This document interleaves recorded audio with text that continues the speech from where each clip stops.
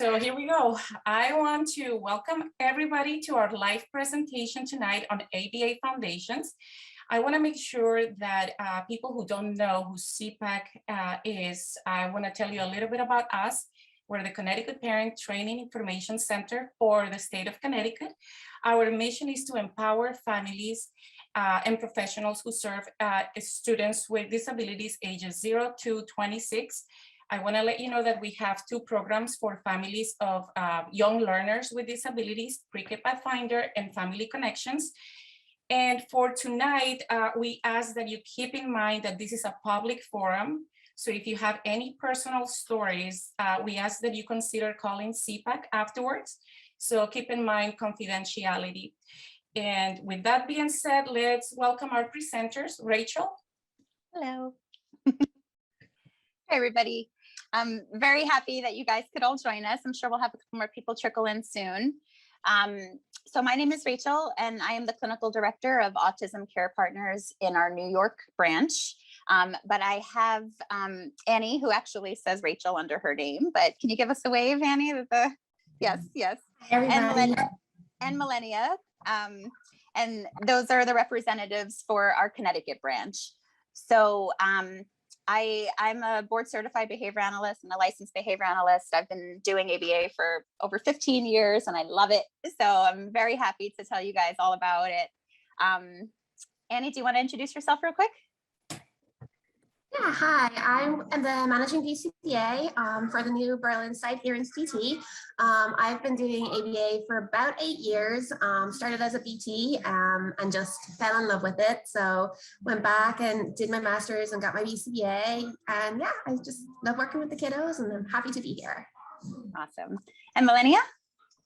Hi, everyone. I'll be the lead registered behavior technician over at our Berlin site here in Connecticut. I'm currently enrolled in Simmons Master's in Applied Behavior Analysis.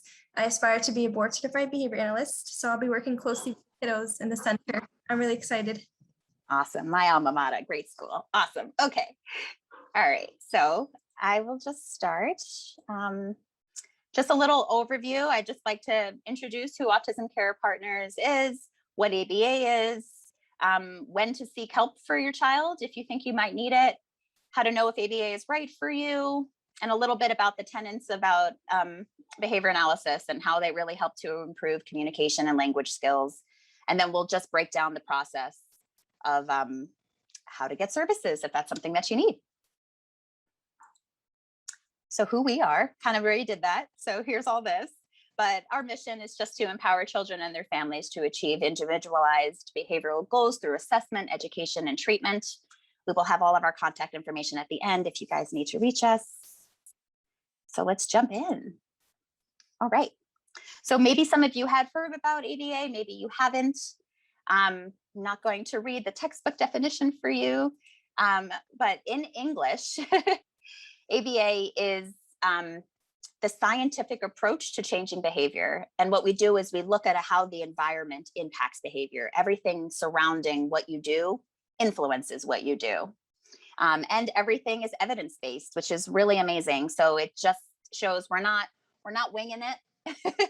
This is everything, every intervention has proven to be effective across multiple students, across multiple environments, and across multiple people. It's not just if you have autism, the way behavior works is the same across everybody. So welcome to our new people coming in. Sorry you missed our introduction, but this is the first slide. We're just going over what ABA is.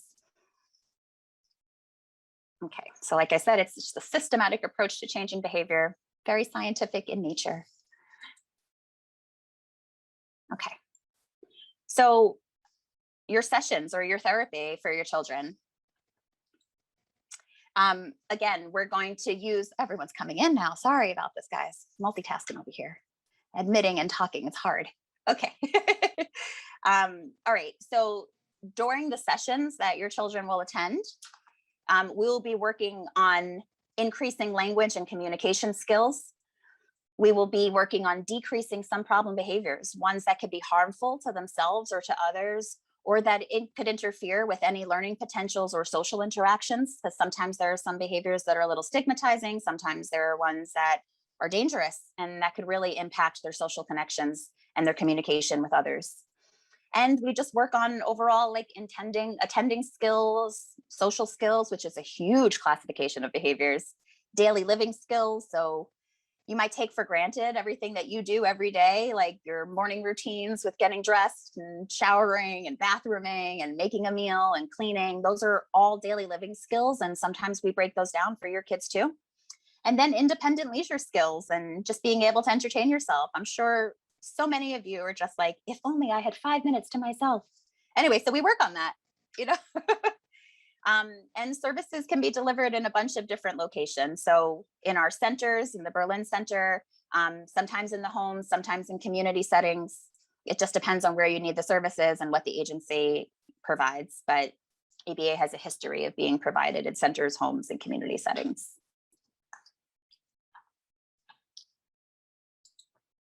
If you have any questions along the way, guys, feel free to write into the chats, write it on your notepad. There is a section for Q&A at the end. I love your questions. Okay, so just to go over a little bit more about the tenets of behavior analysis, we measure a lot, you know, so it's not like, if you're wondering if like something is getting better with your child or they're improving, it's not just like what you think or what you feel is getting better. We actually measure it so we can show you, hey, listen, when your kids started with us, they were engaging in aggressive behaviors about 20 times an hour. And we put this intervention in place and now it's 1 or 0. We will actually show you because we measure everything. So the technicians that are working with your kids are probably going to be on their phone, taking data, not texting, I promise. We just have to measure everything, you know, that we're trying to work on so we can show you actual outcomes. The behaviors that we work on in behavior analysis are super socially significant, which means that they are important to your family, to the culture that you're in, to social goals. We might not work on like tying your shoe if they can't do something that's more pressing. We prioritize behaviors that are most important to you and to your child, obviously. Everything that we do is empirically validated.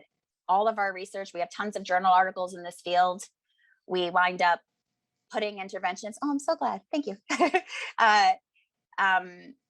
We do tons of research, right? So if there's a problem behavior, I bet you there's a ton of literature that's backed it up, that's been peer reviewed, that's been replicated, that shows that it's super effective. So like I said earlier, this isn't like a let's wing it and see if it works. Like everything is empirically validated, which is like really awesome to know that there's a huge amount of research to back up everything that we're doing. The last tenets that I think are important are data. I know we said measurement is important, but we measure things all the time. And then those measurements get put into graphs. We love our graphs. All behavior analysts love their graphs. We love our data. But we get to see, hey, is this working? And if it's not working, then we won't be seeing progress. And that gives us an inclination to change what we're doing. The data are monitored very closely by RBTs, by BCBAs. People are still joining. So the data help us. And sometimes we ask parents to take a little bit of data too. We don't expect you to do everything that our technicians are doing or that our supervisors are doing. But the last thing is generalization. We want to make sure that behavior change interventions or, you know, skill acquisition procedures that we're doing that you guys as parents know how to do too, because who cares if your child is using their words to request everything that they want with us if they go home and have huge tantrums with you, right?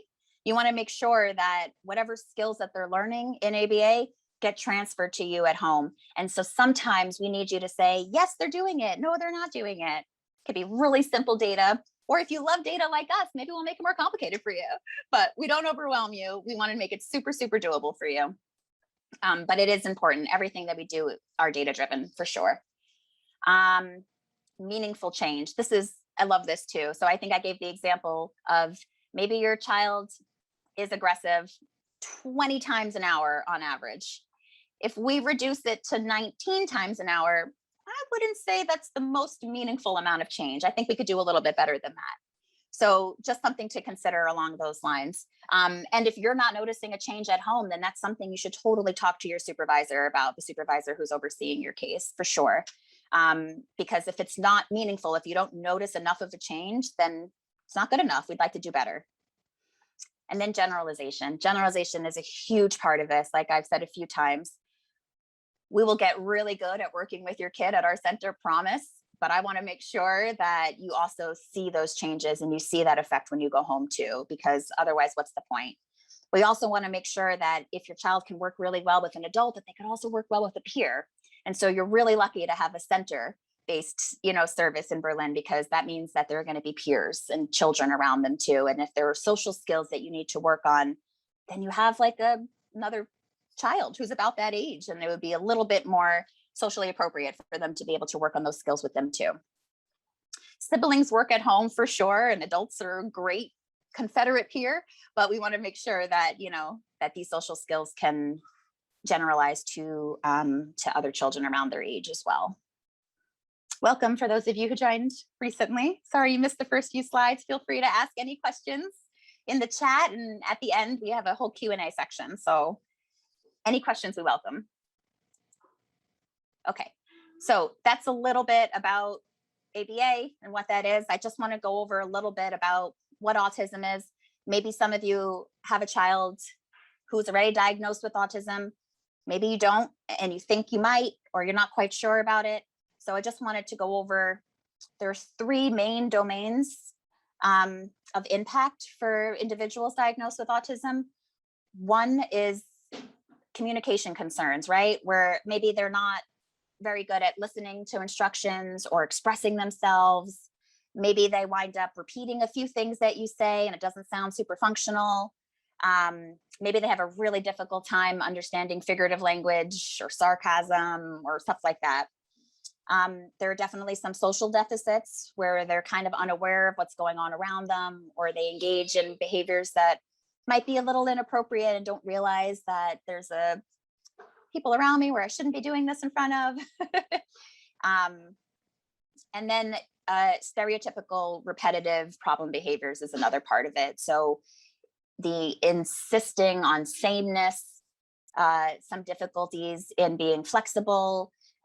Maybe they play with toys in a way where they line things up, but it's not super functional. Maybe they engage in some repetitive or stereotypy where they're rocking or they're flapping their hands a lot. I mean, I know I rock in my chair all the time, so some of it's okay, but sometimes if it meets a certain level, it could be really disruptive for their socialization. And everyone likes pictures better than words, so I put this up here too. It's pretty common. 1 in 50 something, the number changes. 1 in 50 something children are affected by autism. You can usually tell around the age of 2 or 3. Boys are more likely to have it than girls for whatever reason. And the earlier that you get services, the better. And the rate of autism has grown severely over the years. There's a bunch of different theories about why that happened. We don't have to get into that right now, but just so you know. Now, again, little graphs, just so you know, there is no cure for autism. I don't even like that term because neurodiversity is a really important thing. We're not curing anything. We're just trying to help manage a few problematic behaviors or social skills that could really give your child a better quality of life and some dignity and independence when it comes to daily living skills and friendships and monitoring themselves and all of those things. And ABA is endorsed by a lot of people as the most effective intervention for individuals diagnosed with autism. The National Health Institute endorses it, the American Academy of Pediatrics does, the Center for Disease Control, and the Surgeon General has put the stamp on it saying that ABA is the most effective way to make improvements that deal with the core deficits of autism.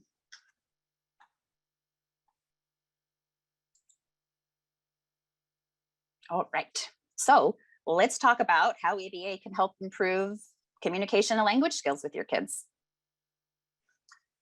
So I kind of said this already, but I'm going to say it a different way because repeating it in different ways really helps solidify it. But ABA is very effective. We are the most effective field to help reduce dangerous, severe interfering problem behaviors, things like self-injury, aggression, even things like non-compliance, like not listening or eloping, running away, flopping to the ground. I'm sure you guys all have a kid that has a tantrum, but they have autism or not.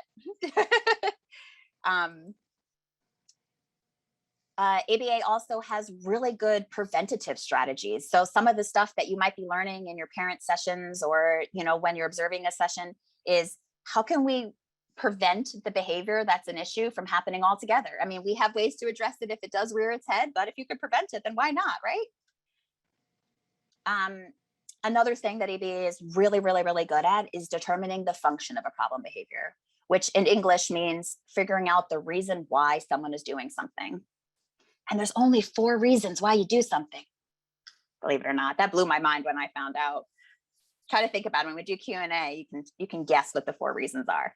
But we have really good scientific ways of determining what the function of a behavior is, why your child is engaging in this problem behavior. Once we know why they're engaging in that problem behavior, we can then teach them a replacement skill. So maybe your child has learned, if I scream in the middle of the supermarket, my mom gives me a lollipop.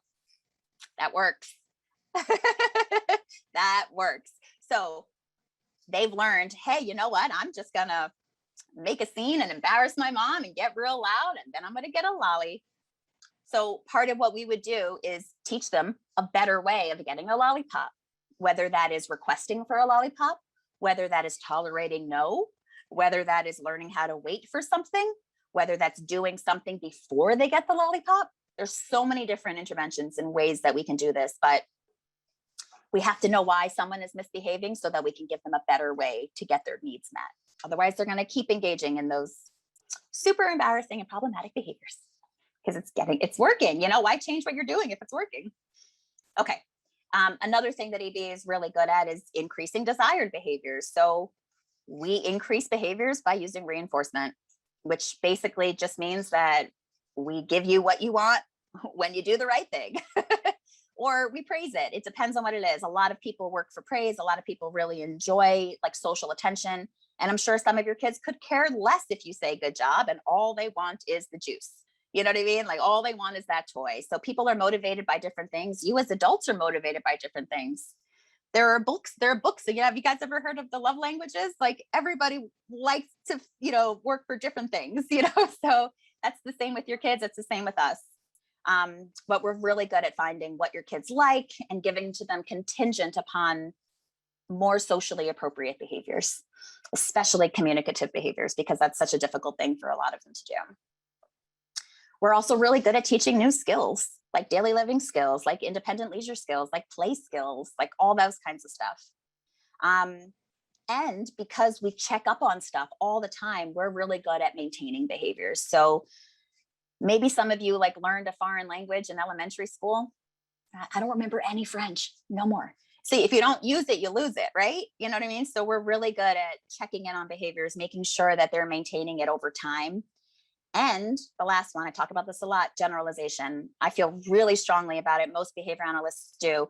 You need to make sure that someone's not learning something in a little bubble and only learning it there. They have to learn it across environments. They have to learn it across people. Like it's great if your kid can use the bathroom at your house, but if they can't use it in public, if they can't use it at our center, if they can't use it at school, I wouldn't say they know the skill, Okay, so a lot of what we do is parent sessions where we generalize everything that we're doing. We're making sure that you're aware of how we're prompting, how we're reinforcing, how we're making sure we're preventing problems from happening, and how we're teaching the replacement skills that they really need. Okay. Just to dive a little bit deeper, and then I'll stop because I could do this all day, I promise. Some of the facets of ABA. So we talked about identifying the function of behavior. So we do functional behavior assessments. We can do ones that are really intrusive and ones that are less intrusive, but really just depends on what the data shows. There are ways to figure this out simply, and sometimes we need to do more systematic ways, but we've got a lot of tools to safely determine the function of a behavior. Task analyses. So task analyses are really helpful. This is a good way of breaking down a complicated skill into small teachable units. So just throwing it out there, I like to ask this question. How many steps do you think it takes to wash your hands? Just throw it in the chat. How many individual steps do you think it takes to wash your hands? 5, okay. That's funny. I'm counting too. I'm doing 10. mental. You're trying to figure it out. Trying to figure it out. 5. Okay, these are good guesses, everybody. 7. All right, awesome guesses. Okay, I literally wrote a task analysis for washing hands, and it was 24 steps. And I have done one where it was 5. It really depends on how much you have to break down a skill. Like maybe your child needs to work on just approaching the sink. Then they need to put their hands on the faucet. Then they need to turn it. Then they need to put one hand underneath. Then they need to go to the soap. Then they need to pump the soap. Then they got to scrub. Then they got to, you could break it down so finitely, or you can just be like, wet your hands, put soap on it, rinse your hands, dry your hands. It could be super simple. It could be super detailed. We customize everything in behavior analysis, which is also super refreshing, in my opinion. We are not a rinse and repeat kind of field. It's not like, okay, Johnny, that's for you. Sally, you're the same age. Let's do it for you. No, it's individualized. Everything is individualized in behavior analysis, which is super lovely because it really helps your child get to where they need to go. And it's not a one size fits all. And actually, you guys as adults probably could benefit from task analyses too, and you probably use them, maybe when or if you guys were ever students, you don't just like start doing like a term paper day one, you break it down. You're like, what's my topic? Let me do some research. Let me do this. It's like small steps to get to a big goal. We all do this. Shaping and fading supports. So shaping is basically saying, okay, it's like, think about a clay, like someone who's molding a beautiful like art piece. You start with a ball of clay, you slowly turn it into something that looks like what you're doing. Eventually you get to more and more details. So we do this. Like I had a client here who was like petrified of the bathroom, wouldn't go anywhere near it. Huge tantrums, screamed, run to the floor, threw stuff, every problem behavior they could possibly imagine. Heck no, not going there. So we start small, right? We have them take one step towards the bathroom and throw a party. Amazing. You went near the bathroom. You're done, kid. Go ahead. Go play with your toys. All done. Right? Then maybe the next day it's 2 steps towards the bathroom. And, there are ways to reinforce approximations towards a goal. Sometimes you do that with working out, right? I'm going to do 5 minutes today. I'm going to do 10 minutes tomorrow. I'm going to take a break the next day. 15 minutes the third day. You can shape any behavior you want. It's basically just reinforcing approximations towards your goal. And we do a lot of prompting, which is like basically help. We ensure that your child can be successful at what they're doing. Yeah, Tony, is that the working out thing? Yeah, I know. It's hard. It's hard, girl. We give a lot of prompting and support. We ensure that your kid is very, very successful at doing what they need to do. And then slowly over time, we systematically fade those prompts until they're independent. And we pay really close attention to what's evoking behaviors and maintaining behaviors and make sure that eventually it happens under more natural contingencies and not with all of our support, because we want them to be independent. That's our terminal goal. I mentioned earlier that we use preventative strategies. There are tons of ways to prevent problem behaviors before they even occur. I love doing this lesson with parents. I do a whole preventative strategy, PowerPoint. This goes over lots of different strategies. And then we talk about which ones are most applicable given the problem that you're working with. I'll give you just a small little tease, but sometimes I had a parent who said that her son after dinner went into the playroom, they watched a movie, they played something, and then she would say, okay, time to go put on your pajamas. No, like absolutely refused to get ready for bed, tons of problem behaviors. And she resulted in either like letting him sleep on the sofa sometimes or physically picking him up and carrying him up the stairs and then getting him dressed. And it was just such a headache. And so I said, well, one preventative strategy is just switching the order of events. What if after dinner, you brought him upstairs to go put on pajamas and then he earned mommy time? Then he got to watch the movie and play the games. And she was like, oh, I never thought about that, So we said that, hey, as soon as you're done with dinner, let's go upstairs. We'll both put on pajamas and then we're going to go watch your favorite movie. You know, the kid ran right upstairs, put on pajamas. It wasn't a can't do, it was a won't do. If he didn't know how to do it, we would teach a different skill. This was just a, why on earth would I go upstairs and put on pajamas when I've got the TV and I've got all my fun things down here? So literally this was a parent who was just like, I've given up. That's it. He's just never going to put pajamas on. I've just committed to, I'm just going to pick him up every single day and put on his clothes. I've just committed my life to this. And I was like, yeah, but you don't have to. Let's just switch the order of events. And now this kid is completely independent. She doesn't even have to go upstairs with him anymore. She'll just be like, I'm in the living room whenever you're done. Comes downstairs in pajamas. She praises it. And then they get to earn a movie or playing. It was just a simple little intervention. So now she doesn't even have to deal with all the problem behaviors because we prevented them. Just as an example, it's not always that easy, but sometimes it is. Then there are consequence strategies, and consequences don't mean what you might think they mean. You know, it's not like you better be home by midnight or there'll be consequences. It's not a bad thing. Consequences are anything that happens after a behavior. So we try to work with you guys on this. You know, we say, hey, you know what? Your child is learning that if they scream in the middle of the supermarket, they get a lollipop. That's the consequence, getting a lollipop. We need to change that consequence to be something else so that so they don't learn that screaming in public is the best way to get their needs met. Data collection is another facet of it. This is really, really, really important. You know, taking data shows us if the behavior is actually changing. If we don't take data, we're kind of just guessing. And that's not what this field is about. We do a lot of modeling and role playing for some of our older kiddos. Modeling is just demonstrating how to do something. If any of you have ever watched a YouTube tutorial on anything and been able to do it, you have successfully seen someone model something. So sometimes we model what it's like. Sometimes we just model what it's like to sit nicely at a table. You know, sometimes when I'm supervising a case and I see the technician sitting so nicely, I'll just say, hey, Millennia, I love how nicely you're sitting. You're paying attention. You look ready to learn. And you better believe the kids are like, oh yeah, me too. I want that too. Just modeling it, you know, sometimes can evoke what you're looking for. And then role playing, we do a lot of role playing before we move to, I do role playing with parents. I've done role playing with street crossing safety. You know, before we go into the middle of the street and practice crossing safely, let's role play, let's practice somewhere else. We do that with certain social skills, like how to enter a conversation, how to leave a conversation, how to keep it going. Sometimes we role play before we generalize to a peer. Parent sessions are a huge part of this, like I said, because I want to make sure that you guys have all of the skills that your child is learning in sessions at home as well too.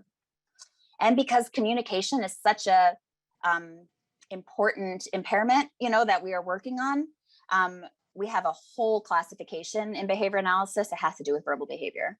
So we break down the way you speak in terms of what you get out of it. I don't care what it looks like. I care what the function of it is. Are you using your words because you want some attention? Are you using the words because you actually are requesting for something? Do you like copying stuff? You know what I mean? Echoing what people say. Every type of communication is broken down, and we work on them, you know? So that's really great too. Okay. Learning styles. There are basically two learning styles. Sometimes we do like discrete training where we are sitting at a table and we're repeating something over and over and over again until you get really good at it, because practice makes perfect and fluency is really important to know a skill. So sometimes if we're trying to increase vocabulary, we might sit at a table with tons of pictures of common objects or real objects and have your child like name it, like identify the object. You know, saying like, what's this called? A phone. And what's this called? Hand sanitizer. And what's this called? And they'll say a cup. It's literally what I have around me, so sorry. And, you know, we'll repeat it over and over and over again until they get really good at it. And we'll use multiple examples and we'll use real life stuff and pictures and videos and all of these things so that they learn that a cup looks like a lot of different things. And then we use more naturalistic learning too, where it's child directed. So if a child shows interest in some sort of toy or object, we'll have them label that. We'll have them talk about what describe it, some features of it, the function of it, what you do with it. Maybe we'll have them find it. Hey, can you find the puzzles? If that's something that they like, some listener responding skills. So those are for some of the kids who don't like to sit at a table as much, who don't have as much attending skills. That's fine. We'll meet your kid where they are. We'll make everything a learning opportunity, whether it's driven by the instructor or it's driven by the child, or most likely a combination of both. That doesn't do this learning style justice, but in a nutshell, those are the two different types. Okay, we're coming to the end, guys. Thank you for all your attention. Let me just break down the process of receiving services. So the very first thing you need, unfortunately, in many of the states, is a diagnosis of autism to receive these services. And I say unfortunately because behavior analysis works for everybody. So it would be lovely if we could deliver these services to anybody who wants to change their behavior. However, for insurance-funded ABA services, you definitely need a diagnosis of autism spectrum disorder. So you can, sometimes some ABA agencies have evaluation and diagnosis within, and sometimes you have to get it from a doctor elsewhere. You can ask the agency that you're interested in, hopefully us, if we provide these, or you can call your insurance company and ask them to, like, who provides diagnostic evaluations. Once you get that diagnosis, you're going to get a referral for ABA services. That's almost the number one recommendation that the doctor suggests. Once you get that, then you come to us. You say, hey, I've got my diagnosis. I would like my child to receive services. And what we'll do is we'll set up an initial assessment. And that's where the board certified behavior analyst and the licensed behavior analyst, both usually in most states, we'll get together and assess your kid. They'll see what skills they know, what skills they don't know, what problem behaviors they exhibit. We'll ask you a lot of questions about it. We'll take data. It's usually like a 2 to 4 hour assessment, sometimes across 1 to 2 days. It depends. Every insurance company is a little bit different with what they require. After that assessment, your BCBA will write up a big report.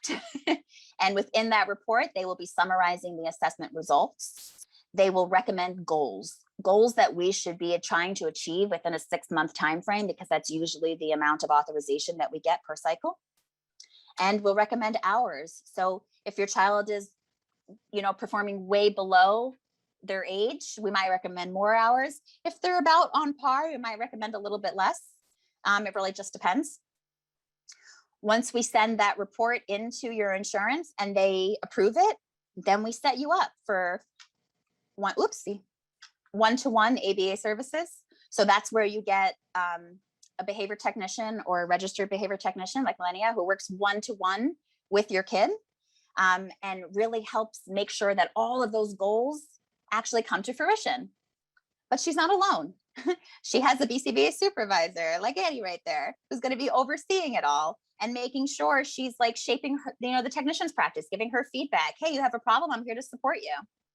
That supervisor also meets with you for parents and make sure that we're generalizing everything that we're learning, that we're meeting your needs and concerns, that, maybe your goals at home are different than the goals that we would work in one-to-one. We want to hear everything that's important to you and try to help you come up with some solutions for them. Ta-da! Okay, so if you guys have any questions about Autism Care Partners, about behavior analysis, about autism, just feel free to unmute yourselves and ask. I'll just leave this up if you guys would like some more information. Actually, let me just say a couple things too, and then we can open up the forum. So we definitely provide ABA services, but luckily in Connecticut, there's other services that are provided too. There are diagnostic evaluations, there's social skills groups, there's speech and occupational therapy, and parent sessions are just included. Just put that there, but I just said that a bunch, but we really want to make sure that you guys have the same skills that your child gets. You can definitely call this number. You can do intake CT at Autism Care Partners. You can use a fancy QR code, whatever floats your boat. All right, so now we can just, feel free to unmute yourselves and ask any questions that you guys have, or you can put it in the chat if you're feeling shy. I have a question. Hi, Carol. Yeah, sure. So my question is, so I'm divorced and I'm looking into some potential services for my daughter. Is it important is there a way where the therapist would work with both myself and my ex-husband working with my child? Totally. Does it matter? So I will say, so we're currently having a little bit of issues because my ex-husband lives about an hour away. And so service who seems to be struggling finding a therapist that will travel. Yeah. Well, yeah, that is very common actually. And you know, the only silver lining through this whole COVID-19 pandemic is that we've been approved for telehealth services. So I do a lot of parent sessions via Zoom, which really, really helps. And as long as the insurance company keeps approving that, which they continue to extend authorization and approval for, and there's a huge push for BCBAs, we're really encouraging the insurance company, even after the pandemic, to allow us to give parent services via telehealth, because literally of the issues that you keep talking about. It is so difficult when people live so far away, if parents are separated and they're not in the same environment, to get them on board. And you know, you do see a lot of problem behaviors with kids when there's different rules in different places, right? You know what I mean? If there's rules in your house for one thing and rules at, you know, your ex-husband's house for another, you could see something called behavior contrast, where she or he, you know, your daughter in this situation, responds one way in one environment, and then you're just like, where did that skill go in environment number two? You know, so it's about getting everybody on board. So how would you do the therapy with my child though? Would that also be telehealth, or would that be in person? I'm assuming in person. In person is ideal. Yeah. I believe at the Connecticut site, they're requiring everyone to be in person for this. New York is a little bit different because everyone's so spread out everywhere, but you know, but for Connecticut, it's in person. You would drop your kid off at the center. You could either stay for a parent session if that works out, you know, maybe in another room, maybe you oversee the actual session, maybe we schedule that for a totally different day. Like I said, everything is individualized. That includes, you know, your time, you know what I mean? We will customize everything to meet your needs as best as we can. And a typical session is how long would you say for a child who's 10? Yeah, I mean, probably no more than 2 hours a day. Okay. Yeah. I would say, like, you know, 10 hours is like an average authorization. If they're younger, you know, they can go up to 20. Yeah, something like that. And somewhere in between. Yeah. Maybe it would be helpful if Milenia could write her email so that she can ask the direct questions via email as well. And I know you have the phone number for new intakes, and there's the intake CT at autismcarepartners.com. So if you have questions about specific how the therapy would look for your child, I encourage you to email and visit their website. There's tons of information there. Yeah, absolutely. Milenia, do you mind just putting your email address in the chat so everyone can see? Thank you so much. Annie, you could do the same if you don't mind. Tony, did you have a question?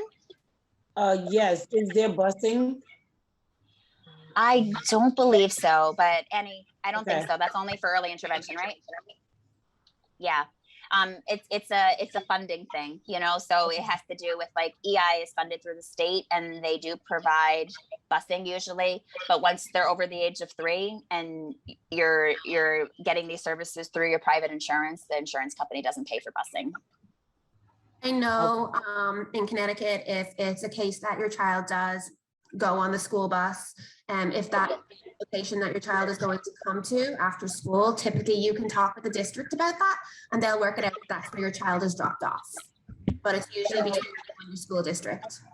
I was going, I'm listening, and I heard the parent before her ask the question about how many hours a day. So 2 hours a day, for me, that's a lot for Melina. And I was just gonna remove her out of the Board of Education system for now for a few more years to see what kind of development we can get with her so she'd be more prepared for the public school system.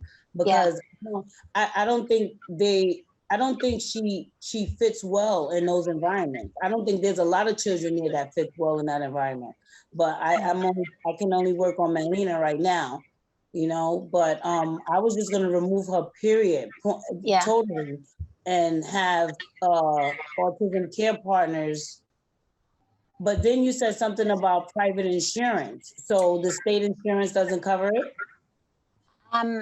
Actually, I know more about the New York regs than I do about Connecticut, but is Medicaid and all that stuff funded in Connecticut? I'm pretty sure, right?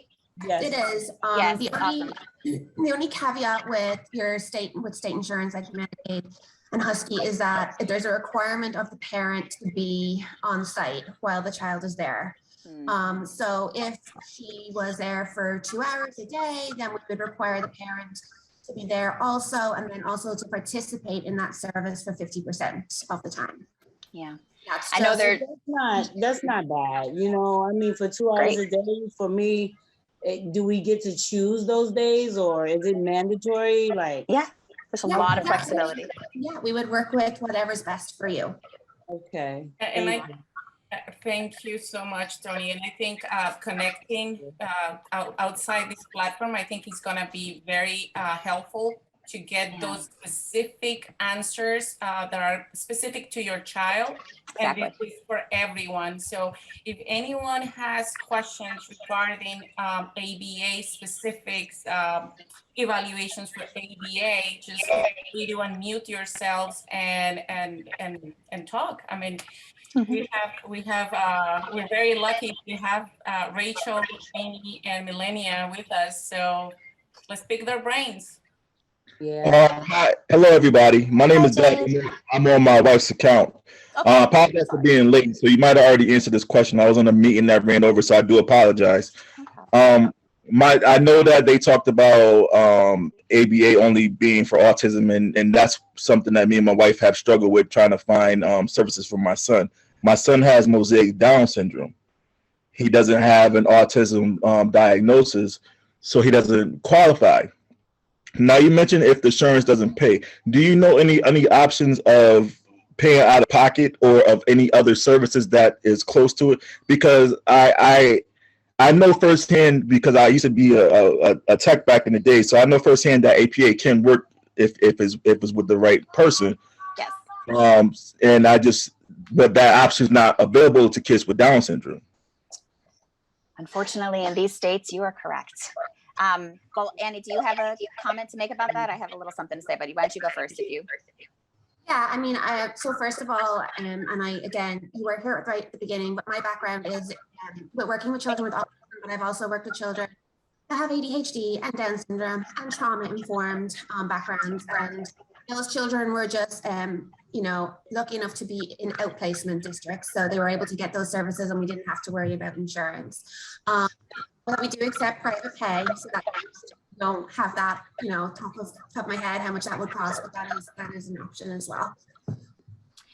Something else to consider too is calling up your insurance company and asking what services are available for my child with this diagnosis. And sometimes people can negotiate single payer agreements for caveats in this, but I don't want to tease you. That's not common. But it's I would definitely just keep pushing and Oh my God. The Connecticut Parent Advocacy, let me remind everyone that the Connecticut Parent Advocacy is the Parent Training Information Center for the state of Connecticut. So if you have specific questions regarding FAPE, like Rachel said, or regarding any procedure, please give us a call and we will be gladly to respond to you in the most caring manner and with the utmost respect. So please keep us in mind. Vanessa, if you don't mind adding our phone numbers to the chat, I would appreciate it. And Rachel, I do have some questions that were emailed to me by parents, and some of them couldn't be with us tonight. So if that's okay, I would like to go ahead and ask some of the questions that I received via email. Absolutely. So one of the questions that I got is, what is the difference between the Denver model approach and ABA? And how do I determine, and I think you know where I'm going, but how do you determine really which one is the most beneficial? I know it's individually based, but can you give us a few pointers? Yeah, absolutely. So I don't want to poo-poo any other discipline, but I'm just going to caveat say I'm totally biased. ABA all day is my my mentality. ABA is more evidence-based than any other intervention, is the bottom line. You know, things like the floor time model, the Denver model, there's lots of variations of ABA. What they try to, in my opinion, they tout themselves a little bit more at, like, you know, getting onto the level of the kid and, like, you know, losing their interest and not having it be as stringent as sometimes ABA has a reputation to be. But in my ABA practice, we're not stringent. We do meet the kid where they are. We are very naturalistic in our implementation of things. I think back in the day, before behavior analysis was more regulated and more researched, it got a bad rep in a couple of things, like every new field does. And I think all these other, like, sister interventions kind of rear their heads and was like, we do it better. But really, when you look at the research, ABA is the most effective evidence-based kind of intervention for it. So, and if you really, really dive deep into the Denver model, into all of these things, they're using the same tenets and techniques that they do in behavior analysis, and they're just calling it something else. That's my opinion. That's my opinion. Annie, do you want to add to that? Well, can I say something to the gentleman? Yes. A lot of parents think because their child has Down syndrome or it's not in the autism spectrum. Autism spectrum may be a mental delay or some type of maybe it's not physical. To me, my child also is the same way, but she can't speak, she can't talk, she can't walk, she can't do many things for herself, but she can acknowledge. She's very aware. She learns very fast. So for me, regardless to what their diagnosis is, if they cannot learn on their own, if they cannot attend school on their own, if they need any type of help, they should automatically be put in the autism spectrum. You understand? I don't think they should be labeled in different categories only from the medical point of view, only from the medical standpoint of view. Because technically, like I said, in the public school, I see a couple of children also in wheelchairs. It breaks my heart because they don't belong there.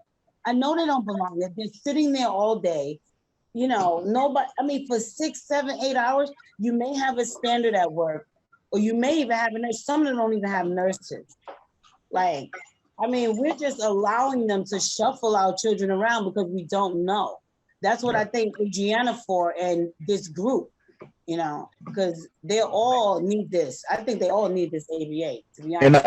And I appreciate you saying that. I'm blessed to say that my son's education, they are very meeting and helpful with things for my son. So I can say I'm blessed with that.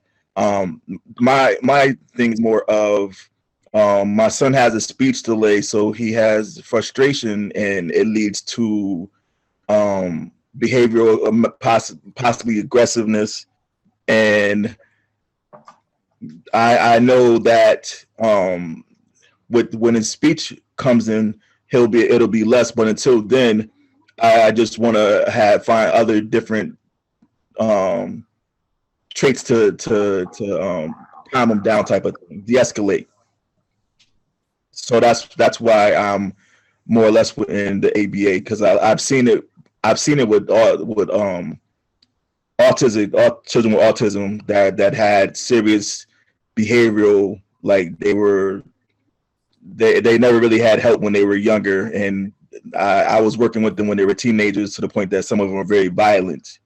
So I know firsthand that ABA does work if like I said, if the right person doing it. So that's why I was interested about how can it be worked with children, because also my son has mosaic Down syndrome, which you already look online and stuff like that. You don't get a lot of information about it. It's really one of those what questions. I mean, and I was lucky enough to meet the Down syndrome the National Association, and they gave me, my wife and I, several great things, you know, about it. So that was I'm very grateful for that. You know, it's just we're always trying to do everything possible to help our son be successful. Yeah. And, you know, we realize that with success, you need tools. and ABA is a good tool, and I would like so if I had to pay it out of my pocket, I wanted to see if I can work out that, because like I said, insurance companies won't pay for it. We've jumped through every hoop possible with insurance companies about it. Yeah. And they're just like, does he have a diet? The first thing that come out their mouth is, does he have autism? And once he doesn't have that, they really don't want to talk to you anymore. Absolutely, it's a struggle. Thank you, Jay, for sharing. Carol, you have your hand up, and then Tony, you're next. Thank you. Sorry, just a quick question. Is there, it seems, and I don't know, maybe I'm just, it seems that ABA, you start off when the children are pretty young. My daughter is 10, will be 11 in November, and just now we're looking into some ABA therapy because of primarily social. She's autistic, but we see, she's got good speech. She's on a 504 plan at school. We're seeing some academic delays as of right now, but it's the social impact. She really is struggling socially. And so this was a recommendation from one of her therapists, was some ABA work. Is there an age, do you ever age out of? No, okay. Yeah, it's okay to start that. And as you can see, social skills groups are definitely a service that is delivered.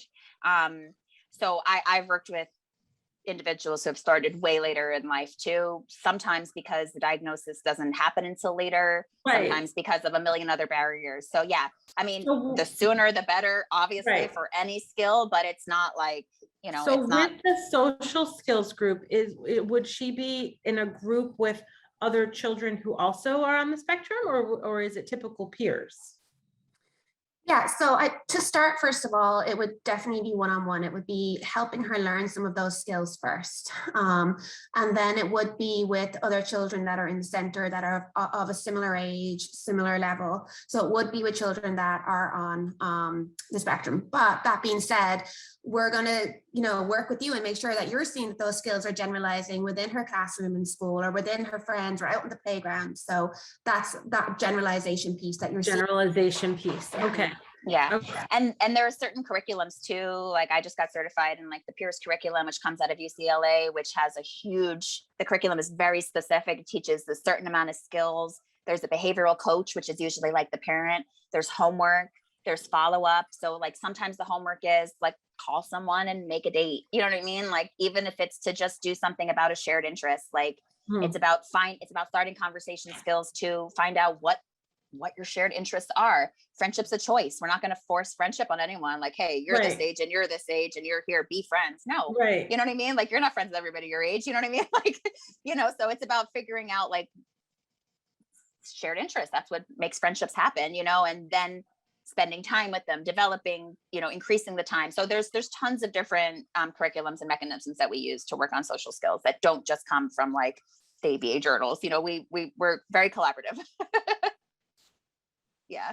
Thank you. I appreciate it. And I heard you say that in Connecticut, if your child's on Husky, you have to stay in the session. So you stay in the waiting room, or you participate in the session? Both.